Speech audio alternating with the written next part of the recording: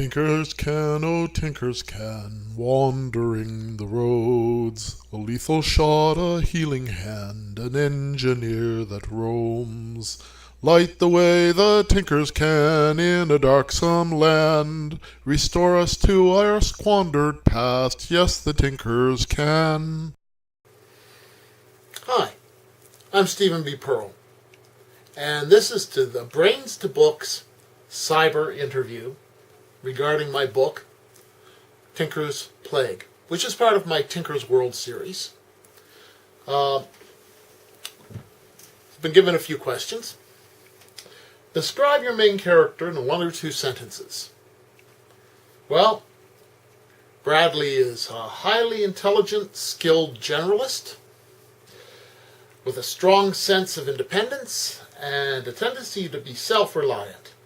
He is driven by a personal moral code and at best tolerates the norms of society. He's eccentric, he's determined, and a little bullheaded.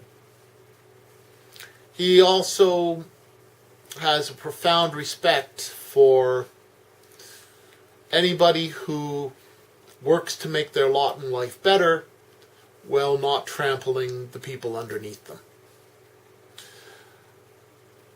And which one would you use to describe your antagonist? Oh, which one word would you use to describe your antagonist? Obviously, I'm reading the questions and I've got some notes that I'm working from. Hope you'll accept that. Well, a virus. The book's titled Tinker's Plague. It kind of limits you. But it doesn't deal with a trumped up thing. It's not zombies, it's actually diarrhea. And that's very important because more people die of dysentery in a day than die of AIDS in a year. At a global level, it's one of the major killers. And given that this is post-apocalyptic and most people are living with an 1800s technology, that is very apt to be one of the things that does cause major problems. We've mitigated it in the West mostly through good plumbing. Now, which word would your antagonist use to describe themselves? Well, it's a virus. I don't think they really have a big concept of personal identity. Of course, I could be wrong. I haven't talked to one in a long time. All right. What's the worst thing your main character has ever done? Well, this happened to Brad years before the book started. Well, a couple of years before. And you have to understand that the situation is you have two high-tech societies that have held on while everywhere else is degraded to about an 1880s technology, pre-electric. Nova Gaia and the United Grid regions are involved in a Cold War between each other because they have very different philosophies about how you behave as a nation-state. Nova Gaians are trying to help the Darklands, areas of electricity, through their Tinker program to regain the status of technological society and the advantages of that. Well, this Cold War is being waged, and Brad happened to be in town and hook up with this attractive young woman who, after things have progressed, he woke up to find her trying to kill him.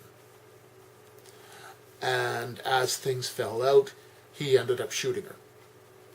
And she died.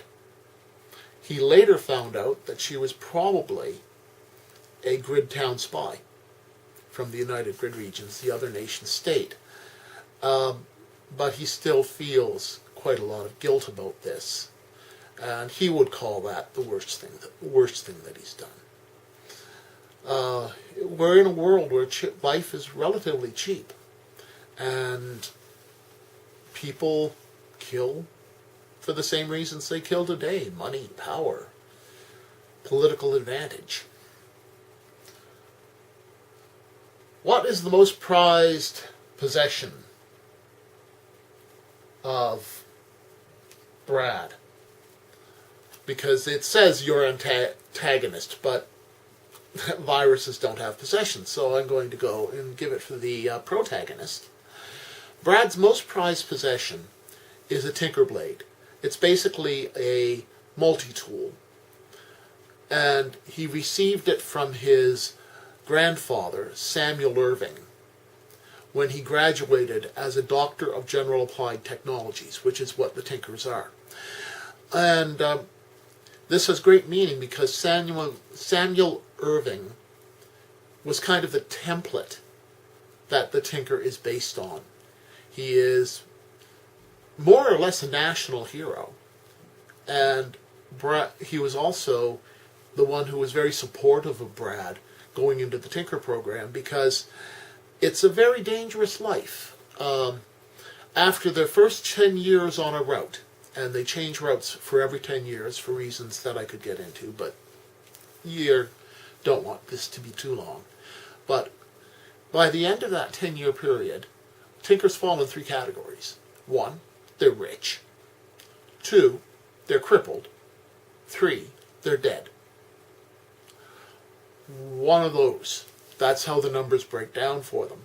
Consequently, his mom and dad weren't too crazy about him becoming a tinker, but his grandfather understood the motivation. What is the part of your book that you, as the author, like best? Well, hard question, because it really depends on my mood.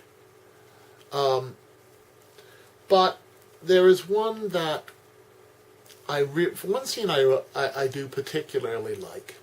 It's at the end of the book, and the main conflict has been dealt with, but a secondary plot line is still playing out, and the political pundit who has created a lot of the problems is yammering off on national television, and Brad walks up and belts him, and basically says his piece of, if you hadn't blocked the aid coming into the plague zone, then there would have been far less problem and far fewer people died.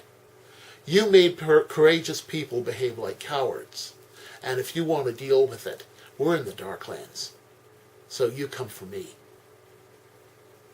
And more or less because in this society the Tinkers are portrayed as heroic and romantic figures, it costs this politician the election, because people see him for the coward and the political animal he is. I'm going to read you the first paragraph of Tinker's Plague, more or less because it says I should. But I really like it, and I'm very proud of the fact that this has been used in writing classes as an example of how to do a first paragraph. And that's what that to me really, that's a big one for me. Okay, here we go. The boy sprinted along the crumbling asphalt road, his twisted left arm flailing in his haste. He scrambled over a wooden gate and ran into an ancient van sitting in a field.